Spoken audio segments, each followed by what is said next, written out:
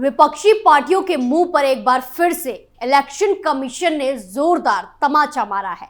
क्योंकि चुनावी मौसम के बीच में बार बार इलेक्शन कमीशन पर आरोप लगता है कि बीजेपी के इशारे पर इलेक्शन कमीशन काम करता है, लेकिन विपक्षी पार्टियों की इस गलत फहमी को इलेक्शन कमीशन ने तोड़ दिया है, जिसे विपक्षी पार्टियों का मुंह भी उतर गया है। नमस्कार, कैपिटल टीवी में आपका स्वागत है और मैं आपके साथ प्रिया बिस्ट।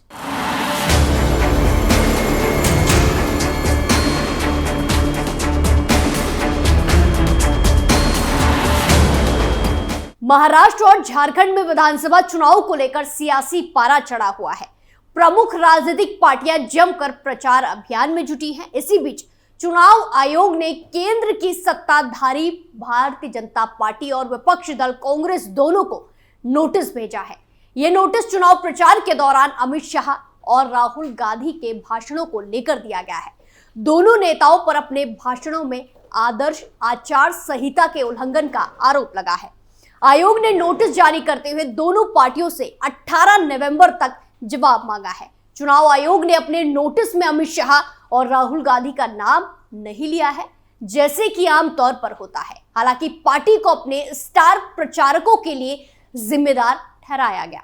इसे चुनाव आयोग ने यह भी साफ कर दिया है और उन सभी को जवाब भी दिया है जो चुनाव आयोग पर बीजेपी के इशारे पर काम करने का आरोप लगाते आते हैं। अब चलिए क्या क्या मामले में चुनाव आयोग ने नोटिस भेजा है, सब कुछ आपको एक एक करके बताते हैं। दरअसल बीजेपी ने राहुल गांधी के 6 नवंबर को मुंबई में दिए एक भाषण पर चुनाव आयोग में शिकायत दर्ज कराई थी। वहीं कांग्रेस ने अमित शाह के 12 नवंबर को धनबाद रैली में दिए गए भाषण पर आपत्ति जताई थी। बीजेपी ने राहुल गांधी पर झूठे, निराधार, असत्यापित और आधारहीन टिप्पणी करने का आरोप लगाया, तो वहीं कांग्रेस ने अमित शाह पर झूठे, भ्रामक, द्वेषपूर्ण और अपमानजनक कमेंट का आरोप लगाया। कांग्रेस का यह भी आरोप है कि अमित शाह ने धर्म और जाति के आधार पर मतदाताओं को भड़काने वाले बयान दिए हैं। चुनाव आयोग ने दोनों पार्टियों को भेजे गए नोटिस में 22 मई 2024 को जारी की गई अपनी एडवाइजरी की याद दिलाई है।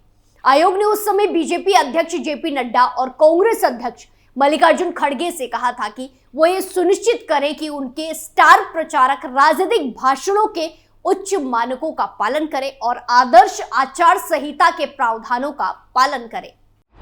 चुनाव आयोग ने नोटिस में क्या कहा? चुनाव आयोग ने अपनी एडवाइजरी में कहा था कि स्टार प्रचारकों को जन प्रतिनिधित्व अधिनियम 1951 की धारा 77 के कारण विशेष दर्जा मिला हुआ है। ऐसे में स्टार प्रचारकों से अपेक्षा की जाती है कि वो उच्च स्तर के भाषण दें और स्थानीय मुद्दों पर संतुलित नजरिया रखें। चुनाव आयोग ने कहा था कि स्टार प्रचारकों के भाषणों को अन्य नेताओं की तुलना में उच्च मानकों पर परखा जाता है। चुनाव आयोग जल्द ही झारखंड में कांग्रेस की तरफ से अपने घोषणा पत्र को जारी करने के मामले पर भी फैसला ले सकता है। बीजेपी ने इस मामले में भी चुनाव आयोग से शिकायत की है। बीजेपी का आरोप है कि कांग्रेस ने 13 नवंबर को होने वाले पहले चरण के मतदान में 48 घंटे पहले 12 नवंबर को अपना घोषणा पत्र जारी करके आदर्श आचार संहिता का उल्लंघन किया है। आदर्श आचार संहिता के मुताबिक जन प्रतिनिधित्व अधिनियम 1951 की धारा 126 के तहत कई फेज के चुनाव में भी साइलेंट प्रीमियम में घोषणा जारी करना वर्जित है। राज्य के मुख्य निर्वाचन अधिकारी ने इस मामले में चुनाव आयोग को एक रिपोर्ट भेजी है। इसी के सामने दोनों दलों को देना होगा जवाब। चुनाव आयोग ने बीजेपी अध्यक्ष जेपी नड्डा को अमित शाह के 12 नवंबर के भाषण पर कांग्रेस की तरफ से मिली शिकायत के बाद नोटिस भेजा है। कांग्रेस के स्टार प्रचारक और लोकसभा में विपक्ष के नेता की जिम्मेदारी संभाल रहे राहुल गांधी के बयानों के खिलाफ भाजपा की तरफ से दी गई शिकायत पर केंद्रीय चुनाव आयोग ने संज्ञान लेते हुए कांग्रेस के राष्ट्रीय अध्यक्ष मल्लिकार्जुन खड़गे को नोटिस जारी किया है और 18 नवंबर को दोपहर 1 बजे तक जवाब देने को कहा है। ठीक इसी तरह चुनाव आयोग ने कांग्रेस की शिकायत पर बीजेपी अध्यक्ष जेपी नड्डा को भी नोटिस जारी कर जवाब मांगा है। राहुल गांधी के खिलाफ दी गई शिकायत में बीजेपी ने कहा था कि राहुल गांधी ने नौकरियों में SC, ST के लोगों को आरक्षण न दिए जाने की बात कही थी। राहुल गांधी ने अपने बयान में कहा था कि तमाम उद्योगों और नौकरियों में देखें तो वहां पर SC ST समुदाय के लोग नजर नहीं आते, अल्पसंख्यक समुदाय के लोग नजर नहीं आते और गरीब तबके से आने वाले लोगों को भी जगह नहीं मिलती। बीजेपी ने अपनी शिकायत में राहुल गांधी के उस बयान का भी जिक्र किया जिसमें राहुल गांधी ने कहा था कि अगर आपको कहीं नौकरी पानी है तो आपको RSS की मेंबरशिप ले लीजिए, तो आपको कहीं पर भी नौकरी मिल जाएगी। वहां पर भी यह भी नहीं देखा जाएगा कि आपकी योग्यता क्या है या आपको क्या कुछ आता है या नहीं आता। चुनाव आयोग को दी गई शिकायत में बीजेपी ने राहुल गांधी के तमाम उद्योगों और महाराष्ट्र से निकलकर गुजरात ले जाने वाले बयान पर भी सवाल उठाते हुए कार्रवाई की मांग की है। राहुल गांधी ने अपने बयान में कहा था कि जिन फैक्ट्री में युवाओं को रोजगार मिलना चाहिए था वो आपसे छीन लिए गए, आपकी जमीन है आपसे छीन ली जा रही है। राहुल गांधी ने अपने बयान में ED, CBI और चुनाव आयोग के ऊपर भी सरकार के इशारे पर काम करने का आरोप लगाया। राहुल गांधी के बयान का जिक्र करते हुए शिकायत में कहा गया है कि राहुल गांधी ने अपने बयान में बीजेपी की ओर से चुनाव आयोग के ऊपर दबाव डालने की बात कही थी। साथ ही ED और CBI जैसी संस्थाओं का इस्तेमाल कर सरकार गिराने का आरोप लगाया था। PM मोदी और अमित शाह दोनों ही नेता बीजेपी के स्टार प्रचारक हैं, लिहाजा नोटिस बीजेपी के राष्ट्रीय अध्यक्ष को जारी किया गया है। कांग्रेस की तरफ से दी गई शिकायत में कहा गया था कि केंद्रीय गृह मंत्री कांग्रेस पर आरोप लगा रहे हैं कि कांग्रेस आरक्षण के खिलाफ है, देश में आतंकवाद को बढ़ावा दे रही है।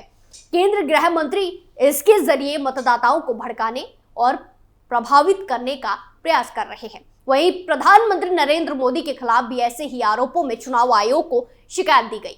PM मोदी को लेकर की गई शिकायत में यह भी कहा गया था कि ऐसे बयान देकर भाजपा अनुसूचित जाति, जनजाति और पिछड़ा वर्ग को आपस में लड़ाने की कोशिश कर रहे हैं। प्रधानमंत्री के किस बयान पर कांग्रेस ने की थी शिकायत? अब आपको PM मोदी के वो बयान बताते हैं जिनको लेकर कांग्रेस ने इलेक्शन कमीशन को शिकायत दी थी।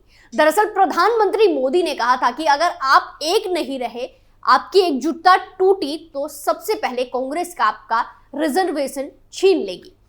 PM ने कहा था कि अगर आदिवासी समुदाय जातियों में बढ़ गया तो उसकी पहचान और ताकत खत्म हो जाएगी। राहुल गांधी ने विदेश में इसकी घोषणा भी की है। हमें कांग्रेस की साजिश का हिस्सा नहीं बनना है और एकजुट रहना है। इसके अलावा PM ने कहा था कि कोई भी अनुच्छेद 370 को वापस नहीं ला सकता, ये जमीन में गहराई तक दबा हुआ है। PM ने एक और बयान में कहा कि हालांकि पाकिस्तान कई सालों से जो भाषा बोल रहा है वही अब कांग्रेस बोल रही है। PM ने कहा था कि एक पार्टी ईमानदार से रहित है जो केवल तुष्टीकरण की राजनीति में लिप्त है। इस पार्टी की दिलचस्पी केवल सरकार में रहने में है और इसे हासिल करने के लिए जाति के आधार पर समाज को विभाजित कर रही है। PM नरेंद्र मोदी ने एक और ऐसा ही बयान दिया था जिसमें उन्होंने कहा था कि कांग्रेस ने कर्नाटक में लोगों से झूठ बोला, उन्होंने वोट देने के लिए कहा लेकिन अपने वादों को पूरा करने में विफल रही। नरेंद्र मोदी ने कहा था कि अब कांग्रेस दिन दहाड़े लोगों को लूट रही है, इस पैसे का इस्तेमाल महाराष्ट्र चुनाव लड़ने के लिए कर रही है। अगर हमें महाराष्ट्र को बचाना है तो कांग्रेस को दूर रखना होगा। केंद्रीय मंत्री ने कांग्रेस नेता पर साधा निशाना। एक तरफ इलेक्शन कमीशन ने बीजेपी और कांग्रेस दोनों को नोटिस भेजा तो वहीं दूसरी तरफ महाराष्ट्र में 20 नवंबर को विधानसभा चुनाव के लिए वोटिंग से पहले सियासत भी अपने अलग ही रंग दिखा रही है। क्यों? क्योंकि जैसे जैसे मतदान की तारीख नजदीक आ रही है, राजनीतिक दलों में आरोप प्रत्यारोप का दौर तेज होता जा रहा है। इसी बीच केंद्रीय मंत्री ने कांग्रेस सांसद राहुल गांधी पर जमकर निशाना साधा है। उन्होंने कहा कि कांग्रेस नेता राहुल गांधी के संसद में प्रवेश के बाद से लोकसभा में बहस का स्तर गिरा है। दरअसल महाराष्ट्र विधानसभा चुनाव के लिए प्रचार करने के लिए आए केंद्रीय संसदीय और अल्पसंख्यक मामलों में मंत्री ने एक प्रेस कॉन्फ्रेंस को संबोधित किया। इस दौरान उन्होंने कहा कि भाजपा और महायुति के पक्ष में एक अंडर करंट है और लाडली बहन योजना से सत्तारूढ़ गठबंधन को फायदा होगा। राहुल गांधी के आने के बाद से लोकसभा में बहस का स्तर गिरा है। हमारे पास ऐसे लोग हैं जो बात कर सकते हैं और बहस कर सकते हैं, लेकिन कांग्रेस के पास ऐसा कोई नहीं है और जो लोग बहस करना चाहते हैं वो राहुल गांधी से डरते हैं। वहीं केंद्रीय मंत्री ने दावा किया कि कांग्रेस के कई वरिष्ठ सांसदों ने उनसे कहा है कि वो बहस और चर्चा चाहते हैं, लेकिन विपक्ष के नेता को इसकी चिंता नहीं है क्योंकि वो बहस नहीं कर सकते और कुछ NGO की तरफ से दिए गए चिट पढ़ते हैं। कांग्रेस संसदीय और अल्पसंख्यक मामलों के मंत्री किरेन रिजिजू ने कहा कि राहुल गांधी को दलितों, आदिवासियों, संविधान और डॉक्टर बाबा साहेब अंबेडकर के बारे में बोलने का अधिकार नहीं है।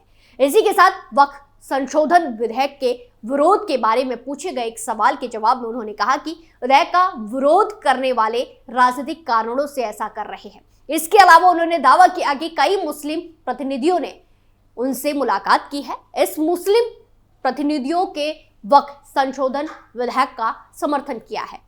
केंद्रीय मंत्री ने कहा कि मुस्लिम समुदाय के कई पिछड़े सदस्यों, महिलाओं और बुद्धिजीवियों ने कहा है कि वो विधेयक का समर्थन करते हैं। यानी कुल मिलाकर इलेक्शन कमीशन से लेकर बीजेपी के केंद्रीय मंत्री सभी विपक्षी पार्टियों की टेंशन बढ़ा रहे हैं। ऐसे में देखना है कि अब आगे क्या होता है।